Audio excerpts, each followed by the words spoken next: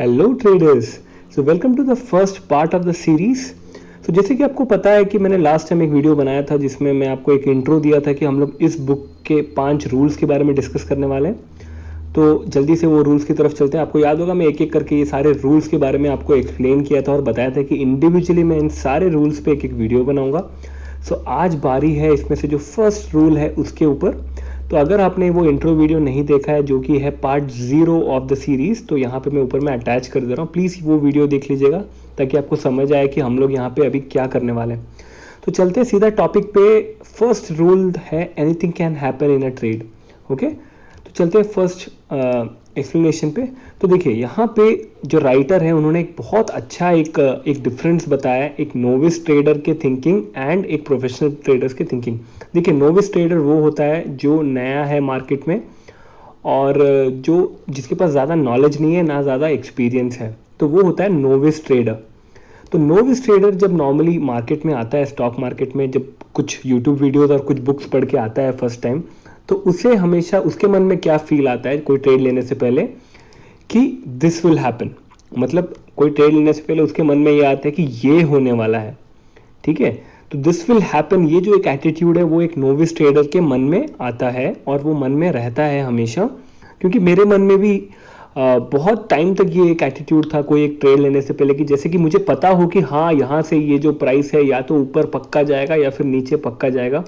तो वो जो एटीट्यूड है उसी को यहाँ पे राइटर जिसके बारे में बात कर रहे हैं, दिस विल हैपन वाला जो एटीट्यूड है वो हर नोविस ट्रेडर के मन में रहता है। बट जबकि अगर आप एक प्रोफेशनल ट्रेडर की बात करें तो उनका जो एटीट्यूड है या फिर उनका जो मेंटालिटी रहता है वो रहता है एनीथिंग कैन हैपन वाला। मतलब यहाँ पे क्लियर देखिए कितना क्लियर स्टेटमेंट में डिफरेंस है। This will happen and anything happen, anything can happen का बीच में जो डिफरेंस है, आपको वो मेंटालिटी का डिफरेंस यहाँ पे समझना पड़ेगा। तो एनीथिंग कैन हैपन का मेंटालिटी का मतलब ये है कि आप तैयार हो कि उस ट्रेड के साथ कुछ भी हो जाए और आउटकम कुछ भी हो सकता है, ये आप एक्सेप्ट कर रहे हो ये बात। ठीक है, इसके बारे में और बात करेंगे हम लोग आने वाले स्लाइड्स पे। तो देखिए ये क्यों होता है यहाँ पे स्टॉक मार्केट में, ये एनीथिंग हैपन वाला रूल क्यों आता है। तो मैं एक एग्जांपल देता हूँ। जैसे आपको याद होगा स्कूल में हम जब मैथ्स पढ़ते थे तो अननोन वेरिएबल्स वाला इक्वेशन आता था। तो ये तो आपको याद ही होगा, सबसे सिंपल इक्वेशन रहता था 2x + 3y = -24 या कुछ भी अलग अलग नंबर्स। तो यहाँ पे हम जब अननोन वेरिएबल्स के बारे में बात कर रहे हैं तो यहाँ पे सिर्फ दो ही है, करेक्ट। एक है यहाँ पे x और है y, बस यही दो चीजें जो आपको ढूंढना है इस एक इक्वेशन में। तो इसके लिए एक और इक्वेशन भी साथ में रहता था और आपको सिर्फ दो ही अननोन वेरिएबल्स है, ठीक है, x एंड y। बट जब हम स्टॉक मार्केट की बात करते हैं तो यहाँ पे न्यूमरस अननोन वेरिएबल्स है, starting from x y z, x1 y1 z1 x2 y2 z2। मुझे लगता है मतलब बहुत सारे हैं, मतलब हम लोग गिनना मुश्किल हो जाएगा, उतने अननोन वेरिएबल्स हैं मार्केट में जो मार्केट को मूव कर रहे हैं। फॉर एग्जाम्पल एक प्राइस का जो मूवमेंट है स्टॉक मार्केट पे वो बहुत सारी चीजों पे डिपेंड करता है। पॉलिटिकल सिचुएशन उस टाइम का, हर्ड बिहेवियर, मतलब एक साथ जो मास में लोग जो सोच रहे हैं उस स्टॉक के बारे में। मैनिपुलेशन फिर एक अलग चीज है जहाँ पे बड़े बड़े प्लेयर्स कोई पैसा डाल के स्टॉक को मैनिपुलेट करते हैं। गवर्नमेंट के पॉलिसीज के हिसाब से चेंज होता है। चेंज इन अर्निंग्स, जब रिपोर्ट आता है एनुअल रिपोर्ट उसके ऊपर चेंज है, क्वार्टर रिपोर्ट में चेंज होता है, मीडिया के ऊपर में इसके डिपेंडेंसी है, फिर फोरकास्ट होता है, एनालिसिस के ऊपर में डिपेंडेंट है। तो आपको क्या लग रहा है कि इसमें से सिर्फ एक या दो आपको अगर पता होगा तो आप क्या जज कर सकते हो प्राइस किधर जा रहा है? नहीं।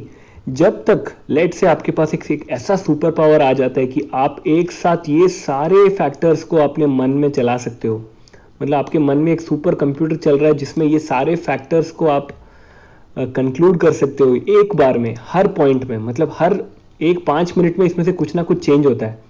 हर 10 मिनट के बाद एक अच्छा न्यूज़ आएगा कि शायद ये यहाँ पे ये बैंक में कोई एक फंड रेजिंग है, या फिर एक न्यूज़ आएगा कि गवर्नमेंट पॉलिसी आरबीआई का कुछ बढ़ा रहे। तो हर 5-10 मिनट में कुछ ना कुछ नया आता है जिसकी वजह से स्टॉक में मूवमेंट आता है। तो अनटिल एंड अनलेस आपको ये सारा जो यहाँ पे जो पॉइंट्स है ये सब आपको अगर आपको कहीं ना कहीं से पता चल रहा है तभी आप सही से प्रेडिक्ट कर सकते हो कि हाँ 100% हो सकता है कि प्राइस यहाँ से ऊपर जाए।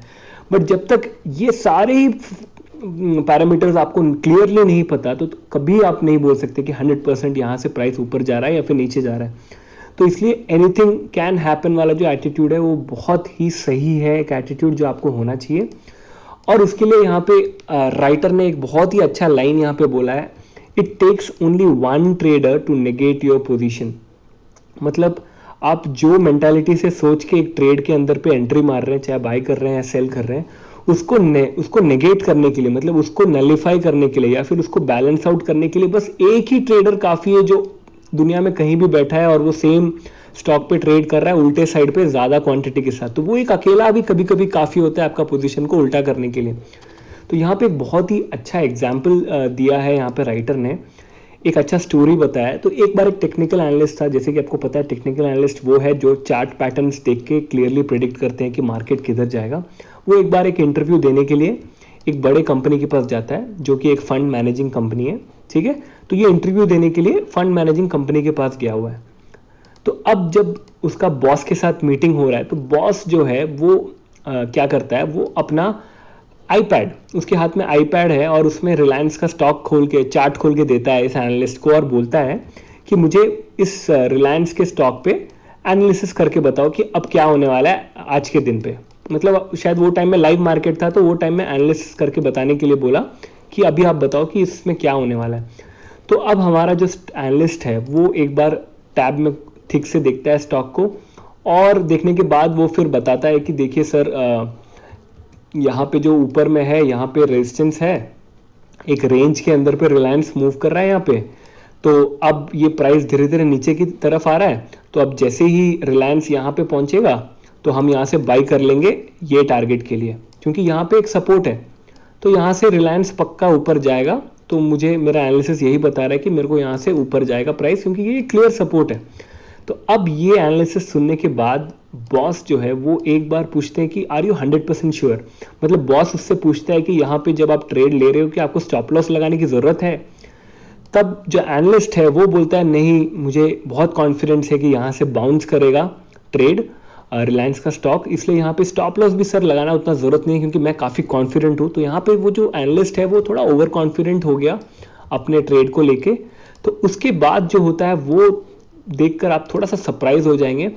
तो अब बॉस जो है वो फटाफट से फोन उठाता है और कॉल करता है अपने खुद उसके जो ट्रेडर है, फ्लोर ट्रेडर जो होता है, जो उनके सारे फंड संभाल रहा है, उनको फोन करके बोलता है कि एक काम करो, रिलायंस के 10 करोड़ के जो शेयर्स है हमारे पास, जो 10 करोड़ का शेयर्स पड़ा हुआ है, उसे अभी के अभी मार्केट रेट में बेच दो।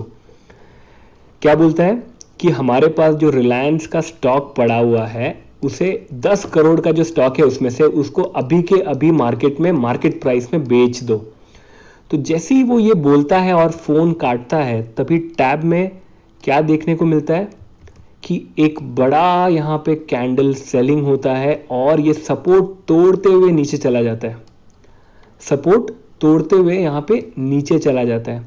तो यहाँ पे जो बॉस है वो यही एनालिस्ट को बताने की कोशिश करता है कि आप चाहे जितना भी एनालिसिस कर लो अपने स्क्रीन पे, लेकिन कोई भी ट्रेड ऐसा नहीं है कि जिसमें आप 100% प्रोबेबिलिटी बोल सकते हो या फिर 50% प्रोबेबिलिटी बोल सकते हो। कोई भी ट्रेड को फेल होना या सक्सेस होने का जो एक डिफरेंस है वो हमेशा फिक्स्ड रहता है। मतलब आपको हमेशा ही लेके चलना पड़ेगा कि मैं जो ट्रेड यहाँ पे ले रहा हूँ उसके चांसेस है कि वो फेल हो जाए, तो उसके लिए मुझे स्टॉप लॉस हमेशा रखना है।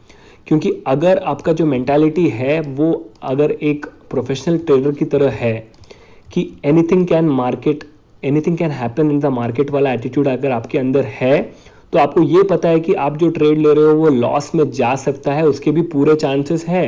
क्योंकि मार्केट चेंज करने के लिए सिर्फ एक बंदा लगेगा। अगर आप 100 लोग मिलके, 100 रिटेल ट्रेडर्स मिलके अगर आप एक पोजीशन खरीद रहे हो कोई भी एक स्टॉक में, तो एक अकेला बंदा जो बड़ा पोजीशन रखा है मार्केट में वो अकेला बेच देगा या फिर खरीद लेगा, तो आपका जो ट्रेड है वो उल्टा हो जाएगा। आप ऊपर के लिए ले रहे थे, वो अचानक से उल्टा हो जाएगा। तो अगर आपके मन में हमेशा एनीथिंग कैन हैपन वाला एटीट्यूड है आपके मन में, तो आप हमेशा स्टॉप लॉस के साथ काम करेंगे। तो ये हमेशा याद रखिएगा कि स्टॉप लॉस जो है वो है आपका सीट बेल्ट। आप ये जो गाड़ी चला रहे हो, ये एक स्टॉक मार्केट एक बहुत बड़ा दुनिया है, इसमें हर बार एक्सीडेंट्स होते हैं नए नए रिटेल ट्रेडर्स के साथ। तो ये स्टॉप लॉस है जो कि आपको बचाएगा, और उसके लिए ये जो एटीट्यूड है ये आपके मन में होना हमेशा जरूरी है, that anything can happen in this stock market. तो आई थिंक इस पार्ट के लिए इतना ही था, क्योंकि मैं आपको बोला था कि मैं हर वीडियो छोटे रखूंगा ताकि ज़्यादा देर आपको बोर ना करूं। तो इस वीडियो के लिए इतना ही। अगर आपको वीडियो पसंद आया तो प्लीज़ सब्सक्राइब एंड लाइक कीजिए एंड कमेंट कीजिएगा, मुझे बताइएगा कैसा लगा। तो thank you so much for watching. मैं जल्दी ही इसका अगला पार्ट लेकर आऊँगा। Keep learning, keep trading, bye bye.